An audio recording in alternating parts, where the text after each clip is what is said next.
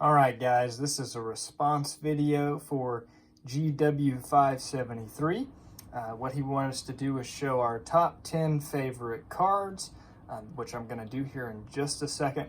But if you don't follow him, definitely go check out his channel. Again, it's GW573. He does vintage and is a big Harmon Killebrew fan, so I enjoy his channel and I think it's worth a look. Alright, let's get to the top 10. I'm sure, like for many others of you, this was very difficult.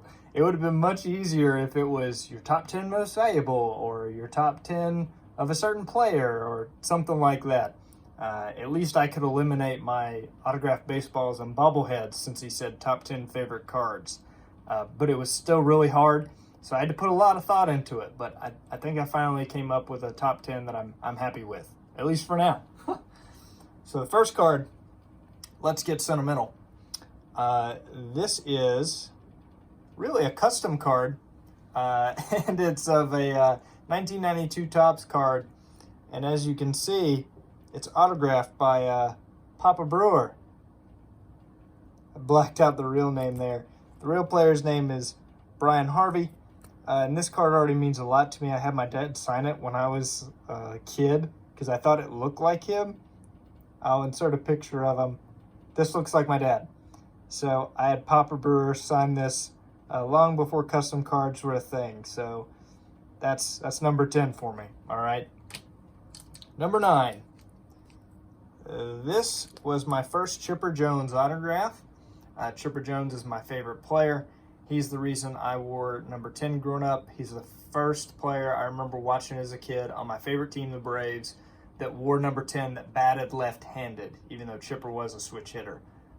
He batted left-handed just like I'm left-handed. So he's the reason I wore number 10 and why my brother also wore number 10. So card number 8, another one of my favorite players all time. It's King Griffin Jr. This is my 2012 5-star autograph of him.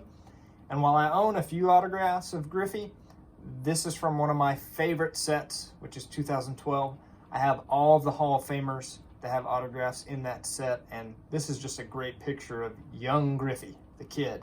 So I chose that one for card number 8. Card number 7, Greg will appreciate this. It's my autograph of Harmon Killebrew from Epic Signatures, another one of my favorite sets. Harmon Killebrew has a special place in my collection. I've talked about it a lot before.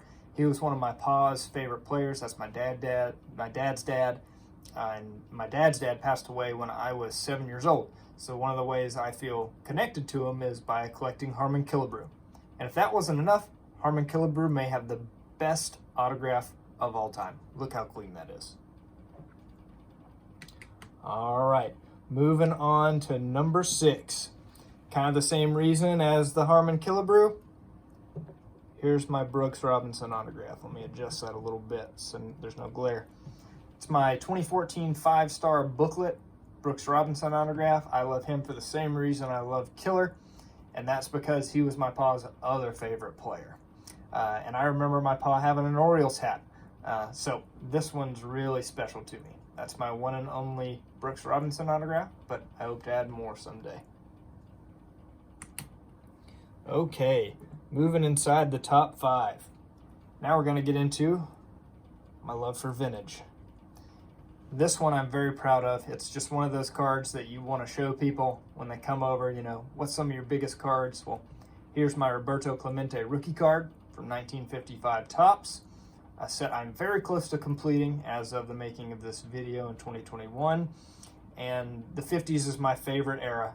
It's my favorite decade of vintage cards. So with Clemente being a huge card, huge rookie, and being from a 50s set, he definitely made the top 10 and the top 5. Card number 4. A lot of the same reasons will apply to this one, plus a few more. This is a 1954 Topps rookie card of Henry Hank Aaron, the true home run king. Not only is it from the 1950s, and actually from my second favorite set in the 50s, 1954 Topps, this card was also featured in The Sandlot, which is my favorite baseball movie, and Hank was a member of the Braves, my favorite team. So that is why he makes card number 4. Not to mention, it might be worth a couple bucks. Card number 3. I still have a picture of when I got this card of myself and the big smile I have on my face when I got it. My parents took it. But card number 3, this is my 2010 Upper Deck, North Carolina, Michael Jordan autograph. I'm a huge Tar Heel fan. A lot of you guys may not know that. I don't show a lot of my collection of it off in my videos. But MJ's the GOAT. And he's the greatest player to ever come through UNC as far as his NBA career. And it was a really big deal when I got his autograph. My nanny, my dad's mom, is the reason I'm a Tar Heel fan. And someday I'll do a video just on that. But getting Michael Jordan's autograph was a big deal, and that's why it's card number 3. Card number 2 was my original Holy Grail as a kid. This card was my original dream card that I wanted. And I was a basketball collector before I was a baseball collector, believe it or not, because of my Tar Heel fandom.